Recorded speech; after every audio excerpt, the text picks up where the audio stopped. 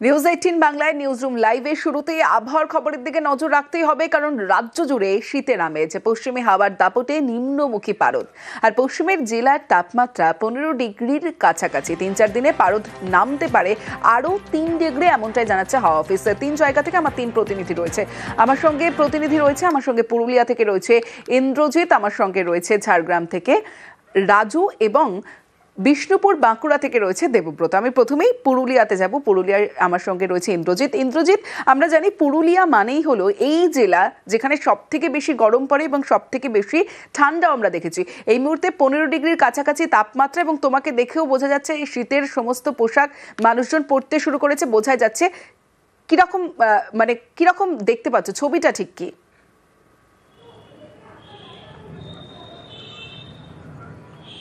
দেখো তমস্বী, একেবারেই শীতের যে ছবি হয় ঠিক সেই রকমই, তবে একেবারে এই ঠান্ডা সকালের দিকে থাকছে এবং সন্ধ্যের পর থেকে এই ঠান্ডা থাকছে। আজকে জেলার সর্বনিম্ন তাপমাত্রা 15 ডিগ্রি এবং একেবারেই ঠান্ডা, বেশ শীত লাগছে সন্ধ্যের পর থেকে। এবং সকালের দিকে আমরা দেখছিলাম যে যারা একেবারেই মর্নিং ওয়ার্কে বেরিয়েছে বা যারা কাজকর্মে বেরিয়েছে তারা ভারী শীতবস্ত্র পরে বেরোচ্ছে, এবং একটু বেলা বাড়লেই এই আবহাওয়ার পরিবর্তন হচ্ছে। ফলে সকালের দিকে বেশ ঠান্ডা থাকছে এবং ঠিক সন্ধ্যের পর থেকে ঠান্ডার দাপট একই রকম। এবং তোমাকে যেটা বললাম, জেলার সর্বনিম্ন তাপমাত্রা 15 ডিগ্রি, ফলে স্বাভাবিকভাবে বেশ ঠান্ডা পড়েছে। এবং এই ঠান্ডাকে উপভোগ করতে আমরা দেখছিলাম অযোধ্যা পাহাড়ে পর্যটকদেরও ভিড় দেখা যাচ্ছে, এবং জেলার মানুষ যারা রয়েছে, যে জেলাবাসী রয়েছে, তারা এই শীতকে উপভোগ করছে। শীতের সকালে ঠিক আমরা যেমন ছবি দেখি একেবারেই চায়ের দোকানে আড্ডা, এবং সন্ধ্যের দিকেও আমরা দেখছি চায়ের দোকানে আড্ডা। যারা আড্ডা মারছে তারা একেবারে শীত বস্ত্র, মাথায় টুপি, মাফলার নিয়েই তারা বেরোচ্ছে। তার কারণ যেভাবে একেবারে তাপমাত্রা 15 ডিগ্রিতে পৌঁছে গেছে, ফলে শীতের অনুভূতি রয়েছে।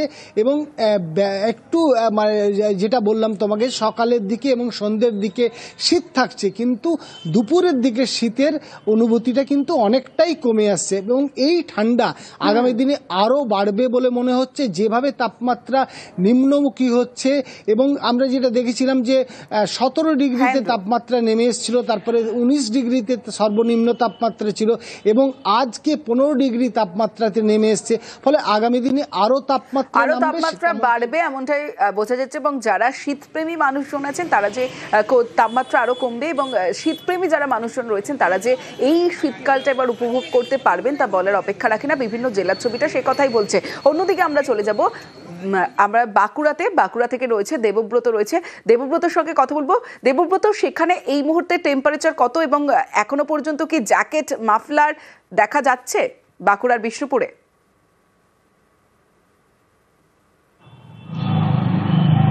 একদমই, দেখো শীতের স্পেল যে ধীরে ধীরে শুরু হচ্ছে তা বলাই চলে, কারণ সকাল থেকেই একেবারে শীতের ছবি। সকালবেলায় ভারী পোশাকে বেরোতে হচ্ছে সাধারণ মানুষের। শুধুমাত্র সকাল নয়, বেলা বাড়ার সাথে সাথে রোদ থাকলেও বেলা ডোবার সঙ্গে সঙ্গেই কিন্তু আবারও দেখতে পাওয়া যাচ্ছে ভারী পোশাকে সাধারণ মানুষ বেরোচ্ছে। আজ বাঁকুড়া জেলার সর্বনিম্ন তাপমাত্রা ছিল 15 ডিগ্রি সেলসিয়াসের কাছাকাছি, অর্থাৎ লালমাটির জেলা বাঁকুড়া যে চুবুথুবু ঠান্ডা, সেই ঠান্ডা এখনো না পড়লেও তবে এখন থেকেই যে শীত পড়েছে তা বলাই চলে। আর শীত মানেই মানুষ উপভোগ করছে এই ফুরফুরে শীত, কারণ মন্দিরনগরী শহর বিষ্ণুপুর পর্যটনের শহর। ইতিমধ্যেই দূর দূরান্ত থেকে পর্যটকও ধীরে ধীরে ভিড় জমাতে শুরু করেছে এই মন্দিরনগরী শহরে। একেবারে আগুনে হাত সেকে নেওয়া থেকে শুরু করে গরম চায়ের ভারে চুমুক দিয়ে নিজেকে একটু গরম করে নেওয়ার পর্বই কিন্তু শুরু হয়েছে। সকালে যেমন ভারী পোশাকে গন্তব্যে সাধারণ মানুষকে দেখতে পাওয়া যাচ্ছে, রোদ বাড়ার সঙ্গে সঙ্গে সেই শীত ধীরে ধীরে উধাও হলেও বেলা ডুবার সঙ্গে সঙ্গেই কিন্তু প্রচুর পরিমাণে আবারও শীত বাড়ছে। এই সময় যে সমস্ত মানুষ গন্তব্যে বেরিয়েছে, সাধারণ মানুষ, তাদের কিন্তু প্রত্যেকের গায়েই ভারী পোশাক, কারণ গরমের পোশাক। তোমার মাধ্যমে আমরা আমাদের দর্শকদের দেখাচ্ছি বিভিন্ন জেলার ছবিটা দেখলেন, পুরুলিয়ার ছবি দেখালাম, বাঁকুড়ার ছবি দেখালাম, এবার ঝাড়গ্রাম থেকে রয়েছে রাজু, এই মুহূর্তে ঝাড়গ্রামের টেম্পারেচার কত এবং কি ছবি উঠে আসছে রাতের ছবিটা? কারণ প্রত্যেকটা জেলাতেই দেখছি যে সকালের দিকে শীত থাকছে, মাঝে বেলা বাড়লে একটুখানি গরম অনুভূতি হলেও সন্ধে নামলেও আবার সেই শীতের আমেজ।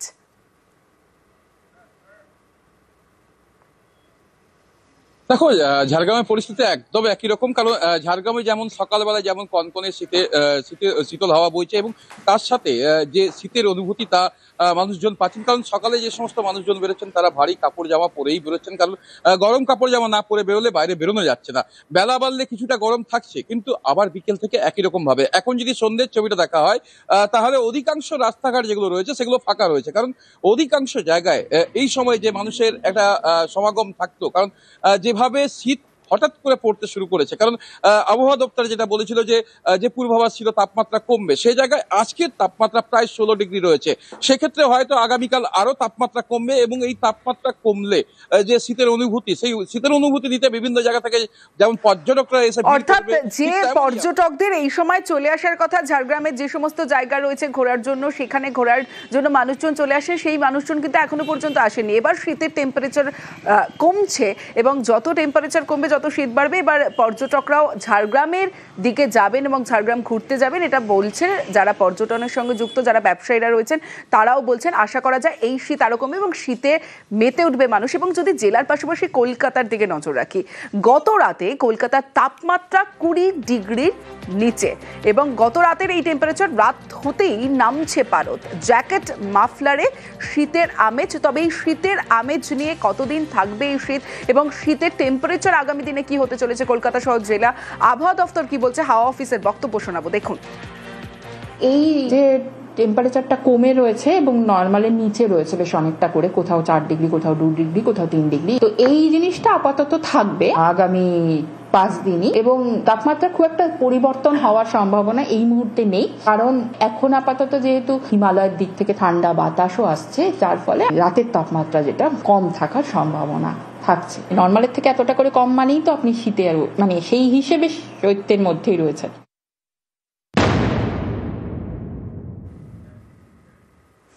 নিউজরুম লাইভে এবার অন্যান্য খবরের দিকেও নজর রাখতে হবে। সল্টলেকের সোনা ব্যবসায় খুনে চাঞ্চল্যকর তথ্য।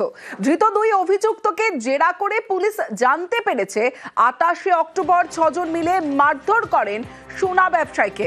বেল্ট খুলে মারেন রাজগঞ্জের বিডিও প্রশান্ত বর্মন। চর, ঘুষি, লাথি কিছুই বাদ দেননি।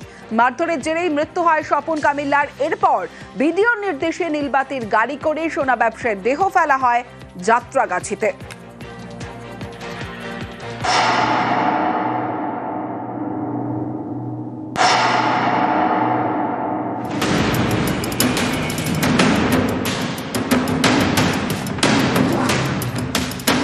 সল্টলেকের দত্তাবাদে দোকান সোনা ব্যবসায়ী স্বপন কামিল্লার। গত 30 অক্টোবর নিউ টাউনের যাত্রাগাছি থেকে তাঁর ক্ষতবিক্ষত দেহ উদ্ধার হয়। পরিবার খুনের অভিযোগ করেছে জলপাইগুড়ির রাজগঞ্জের বিডিও প্রশান্ত বর্মনের বিরুদ্ধে। এই ঘটনায় শনিবার বিডিওর গাড়ি চালক রাজু ঢালি এবং বিডিও ঘনিষ্ঠ ঠিকাদার তুফান থাপাকে গ্রেপ্তার করে পুলিশ।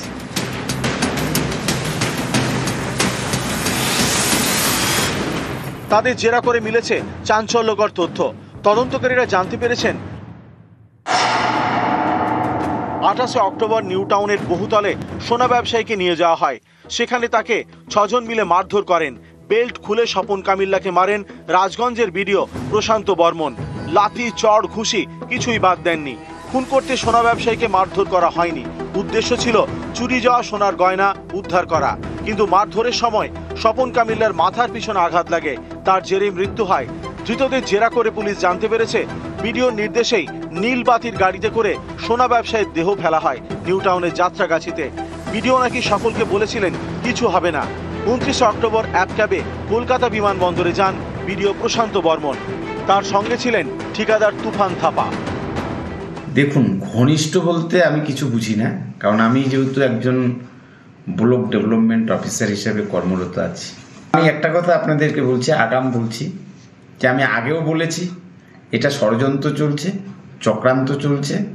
ষড়যন্ত্রকারীরা বেশি দূর আর দৌড়াতে পারবে না, কারণ ষড়যন্ত্রকারীদের পরাস্ত হবেই, কারণ বিচার বিভাগ আছে। বিডিওর মুখে বারবার শুধু ষড়যন্ত্রের তত্ত্ব, কিন্তু তদন্তের তথ্য বলছে অন্য কথা। পুলিশ আগেই জানতে পেরেছে 29 অক্টোবর কলকাতা থেকে বিমানে শিলিগুড়ি ফিরে যান প্রশান্ত বর্মন। এবার ধৃতরাও জেরায় স্বীকার করেছেন 29 অক্টোবর অ্যাপ ক্যাবে কলকাতা বিমানবন্দরে যান বিডিও প্রশান্ত বর্মন। সঙ্গে ছিলেন ঠিকাদার তুফান থাপা। এই ঠিকাদার নাকি রাজগঞ্জের বিডিওর বন্ধু। তুফানের বাড়ি আলিপুরদুয়ারের কালচিনির চিনচুলা চা বাগানে। প্রতিবেশীদের দাবি বিডিওই ফাঁসিয়েছেন তুফানকে। हम लोग तो छोटे से देखा है उसको, तूफान को, जो ऐसा काम करते हुए आज तक नहीं सुना। किसी ने फंसाया होगा शायद इसको। वो किसका साथ में आप क्या क्या काम करते हो उसको तो बड़ा बड़ा आदमी कॉन्ट्रैक्टर सब है, एक किसके साथ में काम करते हो सबको तो हमको उतना मालूम नहीं है। সোনা ব্যবসায়ী খুনে গ্রেপ্তার 2। নিহতের পরিবারের প্রশ্ন, রাজগঞ্জের বিডিও প্রশান্ত বর্মনকে কেন গ্রেপ্তার করছে না পুলিশ? ড্রাইভারকে গ্রেপ্তার করলে কি হবে? আমার কিছু লাভ নেই। আমি যে মেরে ফেলছে প্রশান্ত বর্মা তাকে গ্রেপ্তার করতে চাই, তাকে গ্রেপ্তার করুন। শনিবার দিনভর রাজগঞ্জের অফিসে দেখা যায়নি খুনে অভিযুক্ত বিডিও প্রশান্ত বর্মনকে। সন্ধ্যের পর তিনি অফিসে ঢোকেন। আমাদের যেহেতু এসআরইআর এর কাজ চলছে, ফর্মগুলো বিএলআররা কি কাজ করছে, যেমন আমি নিজেও যেমন আরও আছি, আমাদের ছুটির দিন বলে কিছু হয় না, আমাদের 24 আওয়ার্স কাজ করতে হয়, কিন্তু কাজ তো ঠিক রাখতে হবে। আমার তো অফিস করতেই হবে, অফিস তো জনগণকে তো পরিষেবা দিতে হবে। এই জন্য আমি একটা কথা বলি, জলপাইগুড়ি জেলায় যত ব্লক রয়েছে পারফরমেন্স দেখুন না। আমি যে টেবিলে এসেছি একটা ফাইল নিই। নিউজ 18 বাংলা।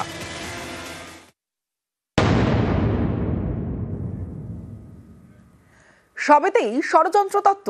সোনা ব্যবসায়ীকে খুনে অভিযুক্ত রাজগঞ্জের বিডিও প্রশান্ত বর্মন। এবার তার চাকরি নিয়ে চাঞ্চল্যকর তথ্য। আরটিআই করে পাওয়া তথ্য অনুযায়ী 2017 সালে WBCS এক্সিকিউটিভ পরীক্ষার প্রিলিমিনারির সফলদের তালিকায় প্রশান্ত বর্মনের নামই ছিল না। পরে তালিকা সংশোধন করে তার নাম যুক্ত করা হয়। মূল পরীক্ষায় তিনি প্রথমও হন।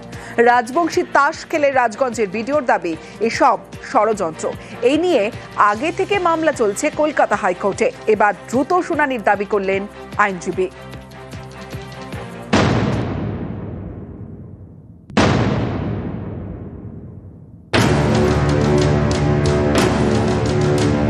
প্রশান্ত বর্মন জলপাইগুড়ির রাজগঞ্জের বিডিও। তার বিরুদ্ধে সোনা ব্যবসায়ীকে খুনের অভিযোগ করেছে নিহতের পরিবার।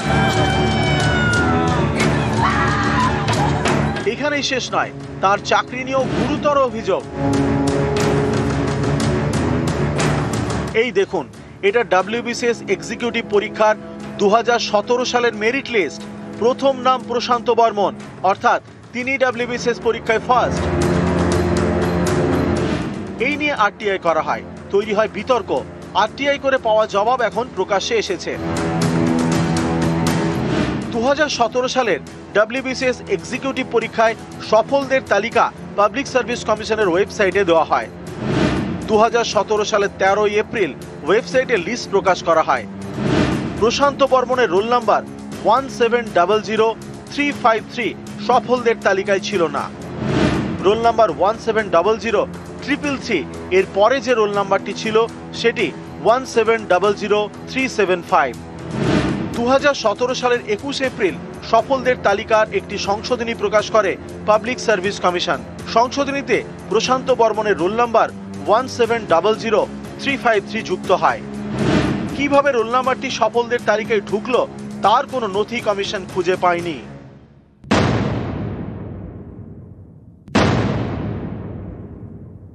আমি বিডিও রাজগঞ্জ প্রশান্ত বর্মন আগেও বলেছি, এটা ষড়যন্ত্রের শিকার। প্রশান্ত বর্মনকে কালিমালিপ্ত করবার চেষ্টা। একটাই কারণ, আমি যে সমাজ থেকে উঠে আসছি সেই সমাজের পাবলিক সার্ভিস কমিশনের ইতিহাসে আমি প্রথম রাজবংশী ক্যান্ডিডেট যে 1 র্যাঙ্ক করেছিলাম। তখন থেকে আমার পিছনে লেগেছিল, আমার মৃত্যু পর্যন্ত তারা লাগতেই থাকবে, এবং আমার মৃত্যু যদি কখনো হয় সেটাও হয়তো একদিন বিতর্কের কারণ হয়ে দাঁড়াবে। পাবলিক সার্ভিস কমিশন উত্তর দিয়ে বলছেন যে তিনি প্রিলিতে কোয়ালিফাই করেননি। কোর্টের কাছে খাতা তুলে দিয়েছি, যেখানে আমরা দেখিয়েছি কিভাবে একটা খাতাকে ম্যানিপুলেট করা হয়েছে, এবং লেখা দেখলে স্পষ্ট বোঝা যায় হাতের লেখাগুলো বিভিন্ন লোকের। আমরা চেয়েছি যাতে তার চাকরি খারিজ হয়, এবং একই সঙ্গে পাবলিক সার্ভিস কমিশনের দায়িত্বে যারা আছেন, যাদের নির্দিষ্ট প্রয়াসে এই ধরনের বেনিয়ম করে নিয়োগ হওয়া এবং যার ফলশ্রুতিতে এই ধরনের দাবাং বিডিওর অ্যাপয়েন্টমেন্ট পাওয়া, তা বন্ধ করা যায়।